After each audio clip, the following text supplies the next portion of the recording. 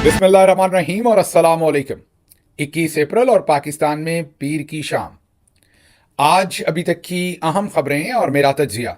आज की सबसे पहली खबर आपके सामने वाशिंगटन डीसी से रखते हैं, जहां पर मेरी आज तफसीली बातचीत हुई है कांग्रेसमैन जैक बर्गमैन के साथ।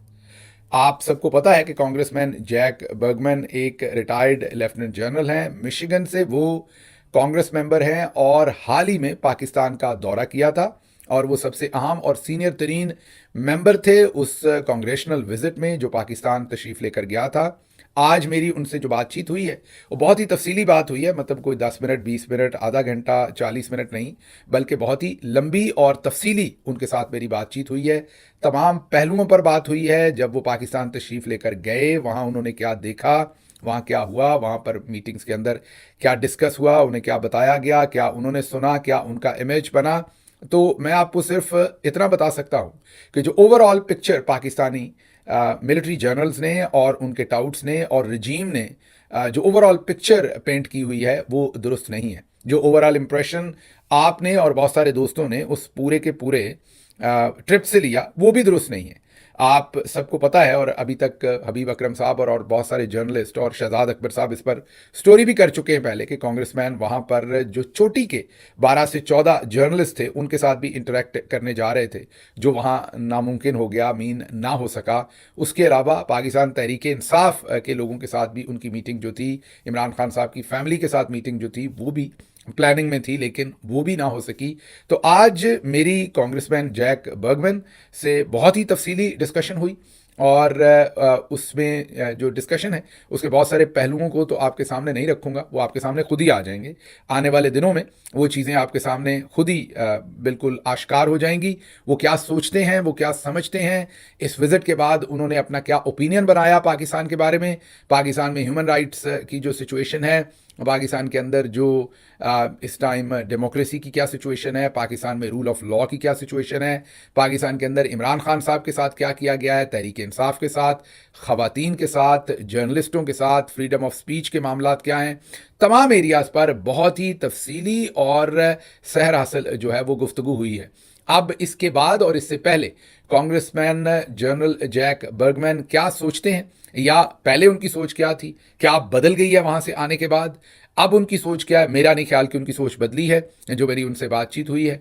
अब वो आगे क्या करने जा रहे हैं, क्या करेंगे, इस सब का इजहार वो आपसे खुद ही करेंगे। कब करेंगे, लेट इट बी, मेरा तो ख्याल बहुत जल्द करेंगे और ये उन्हीं पे छोड़ते हैं। लेकिन जो मेरी उनसे डिस्कशन हुई है उससे मैं आपको ये बता सकता हूं कि जो पिक्चर पेंट करने की कोशिश की गई थी, जो चंद टाउट्स नमा लोग यहाँ अमेरिका में भी मौजूद है जो जर्नल्स के लिए काम करते हैं और जो पाकिस्तान में भी बेशबहा तादाद में मौजूद हैं, उन्होंने जो इस पूरे विजिट का एक माहौल पैदा किया था कि वहाँ पर डेमोक्रेसी के साथ क्या हो रहा है, रूल ऑफ लॉ के साथ क्या हो रहा है, फ्रीडम ऑफ स्पीच के साथ क्या हो रहा है, उससे किसी को कोई लेना देना नहीं, ऐसा बिल्कुल नहीं है। और ये मेरे अल्फाज नहीं है, मैं इसीलिए बहुत कुछ आपके साथ आगे मजीद शेयर नहीं कर रहा। मैं सिर्फ इतना कह रहा हूँ कि आप इंतज़ार कीजिए, इस पर कांग्रेस बर्गमैन खुद बोलेंगे। कब बोलेंगे, जब उन्हें मुनासिब लगता है। मुझे तो लगता है बहुत बहुत बहुत जल्द, लेकिन जब भी बोलेंगे तो आपको क्लैरिटी हो जाएगी कि where congressman general Jack Bergman stands on democracy, human rights, freedom of speech और रूल ऑफ लॉ पर।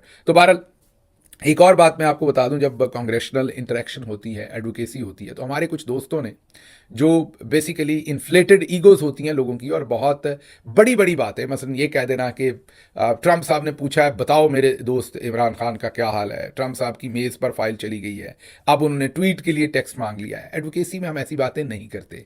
मीन पहली बात तो ऐसे कोई कहता नहीं है और ऐसी इंटरेक्शंस कभी भी होती नहीं है, और अगर फ़र्ज़ करें हुई भी हों तो उनको ऐसे कहा नहीं जाता, क्लेम नहीं किया जाता।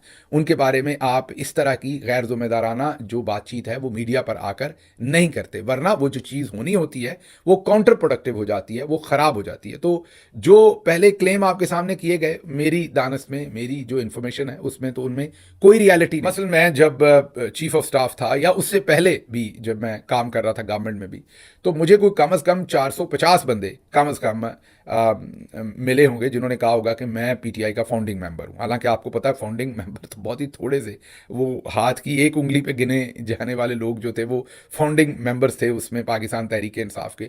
लेकिन हर दूसरा बंदा आपसे जब मिलता है वो यही कहता है कि मैं फाउंडिंग मेंबर हूँ। अच्छा, इसमें कोई बुरी बात नहीं है। लोग असल में अपनी सेंस ऑफ एसोसिएशन एक जमात के साथ, इमरान खान के साथ, एक नज़रिए के साथ जो है वो इंश्योर करना चाहते हैं, एक्सप्रेस करना चाहते हैं। इसलिए हम स्पेशली हम पाकिस्तानी जो हैं या इंडियन हैं या हमारे रीजन का ये मसला है तो हम थोड़ा सा उसे इन्फ्लेट करके बढ़ा के बता देते हैं। मसलन मेरी हंसी निकलती है, अमेरिका के अंदर भी ऐसे दोस्त हैं और भी दुनिया में कि जो 7-7 10-10 दिन इमरान खान साहब के साथ एक तस्वीर लेने के लिए इंतज़ार करते थे। और कोई बुरी बात नहीं इसमें, इमरान खान बहुत बड़े लीडर हैं और लोगों का उनसे प्यार है, ये मैं कोई डेरोगेटरी वे में नहीं कह रहा, मैं वैसे बता रहा हूँ। लेकिन जब वो लोगों से बात करते हैं, जब वो कम्युनिटी से बात करते हैं, तो वो अमेरिका में भी और जगहों पर भी मैंने लोगों को देखा है, they call themselves friend of Imran Khan. वो बताते हैं कि मैं इमरान खान का दोस्त हूँ और मैं बड़ा करीबी दोस्त हूँ, मैं इमरान खान का दोस्त हूँ। ये थोड़ी सी इन्फ्लेट करके जब हम चीज़ें बताते हैं तो इससे प्रॉब्लम्स होती हैं।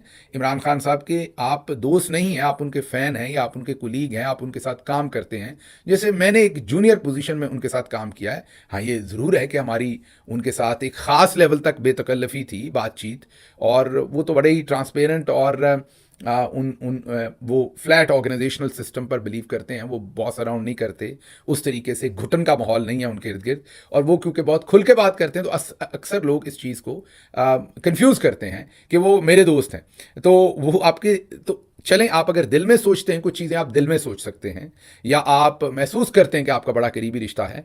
लेकिन पब्लिक में जब आप इमरान खान या कोई भी जो पॉलिटिकल लीडर है उसके बारे में आप ऐसे क्लेम करते हैं तो वो नामुनासिब होता है। आप इन्फ्लेट कर रहे हैं चीज़ें और लोगों को गलत इमेज दे रहे हैं और लोग भी ऐसा ही समझते हैं। अब मैं बहुत सारे ऐसे दोस्तों को जानता हूं जो ऐसा अपना तारफ़ करवाते हैं, लेकिन हकीकत उससे बिल्कुल बरक्स है।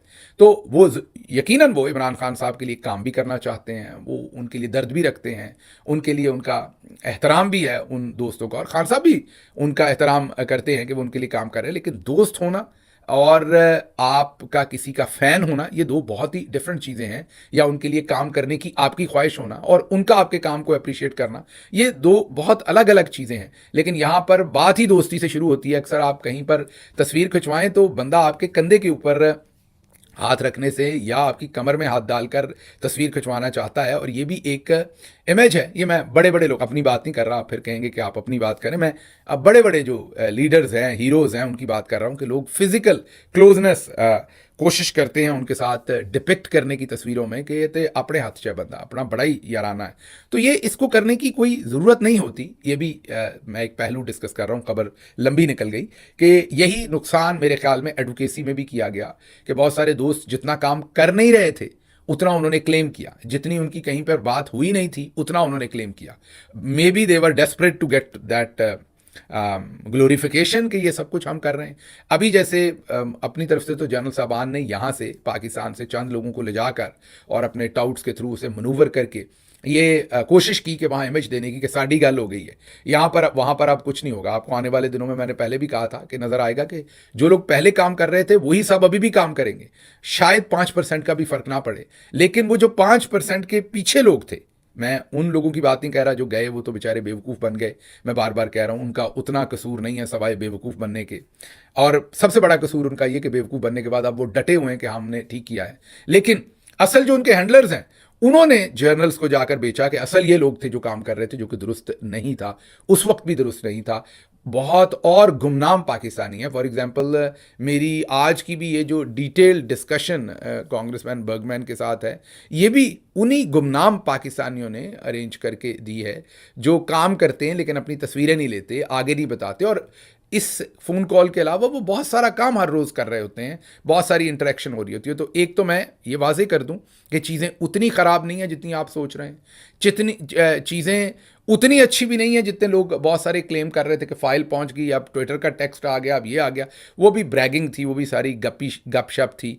और अब मुझे ये नहीं पता कि वो अपनी बेवकूफ़ी में ये गपशप कर रहे थे या वो उधर जर्नल्स के कहने की वजह से ये सब कुछ क्लेम कर रहे थे ताकि दूसरे पाकिस्तानी कंफर्टेबल हो जाएं, एफर्ट ना करें और ट्रक की ये भी एक बत्ती लगा दें कि बस ट्रंप से बात हो गई, अब सारा काम होने वाला, बाकी किसी को कोई एफर्ट करने की ज़रूरत नहीं। तो ये भी हो सकता है कि जर्नल्स ने उनको कहा हो कि आप ऐसे बड़ी बड़ी स्टेटमेंट दें, डींगे मारें, ताकि बाद में जो मामला है वो दूसरे पाकिस्तानी रिलैक्स हो जाएं, कंफर्टेबल हो जाएं कि बस ट्रंप से बात होगी और तो कोशिश करने की कोई जरूरत। एडवोकेसी में ऐसा नहीं होता, कभी भी नहीं होता। मैं हमेशा आपको बताता हूं, एडवोकेसी में ऐसे 100% फर्म रिजल्ट्स नहीं होते।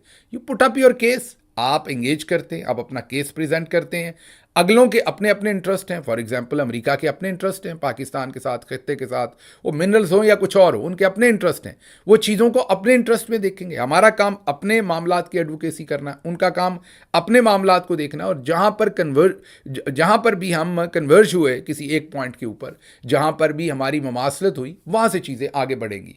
तो जाहिर है इस वक्त जनरल आसिम मुनीर और उनके साथियों के पास देने को बहुत कुछ है, मतलब फिजिकली देने को बहुत कुछ है, सिक्योरिटी अपरेटस के अंदर, या मिनरल्स हैं, या और बहुत सारे रिसोर्सेज हैं पाकिस्तान की, या पाकिस्तान की जोग्राफिक जो लोकेशन है उसके अंदर जो लेवरेज है वो उनके पास बहुत है, ज़्यादा उनके पास है। तो जो डायस्पोरा में लोगों को ये शो करवाया कि मैं इमरान खान का बड़ा करीबी दोस्त हूँ और ये मेरी ट्रंप से भी दोस्ती हो गई और बात हो गई, वो थोड़ी नाजायज़ थी। लेकिन बेसिक ग्राउंड लेवल के ऊपर बहुत काम हो रहा है और आने वाले दिनों में आपको नज़र भी आएगा। आज की डिस्कशन से मैं बहुत मुतमईन हूँ। मुतमईन इस सेंस में नहीं हूँ, मैं दोबारा आपको कह रहा हूँ कि बस एक बटन किसी ने दबाना है तो कुछ हो जाना है। मैं मुतमईन ये हूँ कि जो एडवोकेसी असल में हो रही है, एक तो वो गपशप थी ना, जो असल एडवोकेसी हो रही है उसमें से इंशाल्लाह रिजल्ट्स कोई ना कोई आएंगे।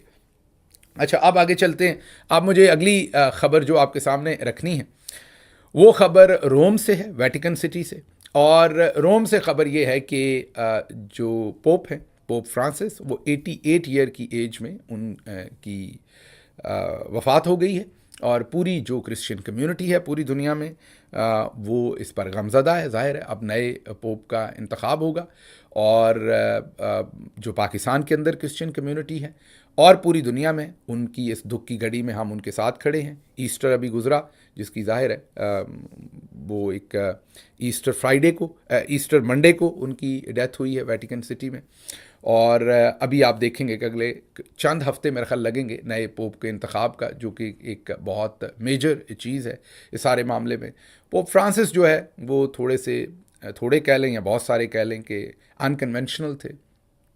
उन्होंने जो LGBTQs का जो एंट्री थी या उनकी रिकग्निशन थी या किसी भी तरह से उनकी एक्सेप्टेबिलिटी थी चर्च में, उसको बढ़ाया।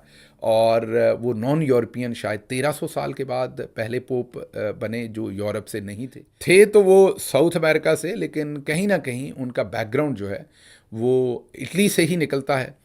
लेकिन बहरहाल एक अच्छी मोतबर शख्सियत जिन्होंने दुनिया को मिलाने की कोशिश की, मोहब्बतें बांटने की कोशिश की, उनकी वफ़ात हुई है।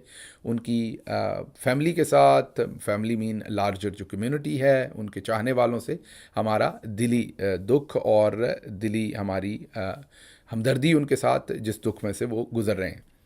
अब चलते हैं अगली खबर की तरफ जो कि पंजाब से है। पंजाब में सड़कें इस वक्त गर्म हो चुकी हैं। टेम्परेचर, दर्जा हरारत जो वेदर का है उस वजह से भी गर्म हो चुकी हैं, लेकिन उसके साथ साथ जो पंजाब के अंदर सूरत हाल बनी है उस पर भी खासी वहाँ पर मामलात जो हैं वो दिगरगू हो गए हैं इन टर्म्स ऑफ मेडिकल। जो प्रोफेशनल्स हैं, डॉक्टर्स हैं, नर्सेज हैं, पैरामेडिक्स हैं, एहतजाज हो रहा है और उनके साथ फोर्स के साथ निपट रही है पंजाब गवर्नमेंट। आज दोबारा जो हेल्थ वर्कर्स और डॉक्टर्स ने हस्पतालों को ठेके पर देने के ख़िलाफ़ एहतजाज जारी रखा है और अब ये एहतजाज नेक्स्ट फ़ेज़ में चला गया है। और अगला फ़ेज़ ये है कि OPD सर्विसेज और पोलियो मुहिम जो है वो मुतासर हुई है। मरीज़ों को मुश्किलात का सामना है। पंजाब के जितने भी बड़े छोटे शहर हैं उनमें OPDs का उन्होंने आज डॉक्टर्स ने और दूसरे लोगों ने, क्योंकि जो क्रिटिकल केयर है उसको तो वो डॉक्टर्स नहीं छोड़ सकते, एमरजेंसी है, जो ऑपरेशन थिएटर्स हैं, वो सब कुछ चलता है। लेकिन OPD का आज जो पेशेंट्स आते हैं और उन्हें सेम डे चेक करके फारिग कर देना होता है, उर्फ़ आम में जो OPD है उनका आज मुकम्मल बाइकआउट किया गया है।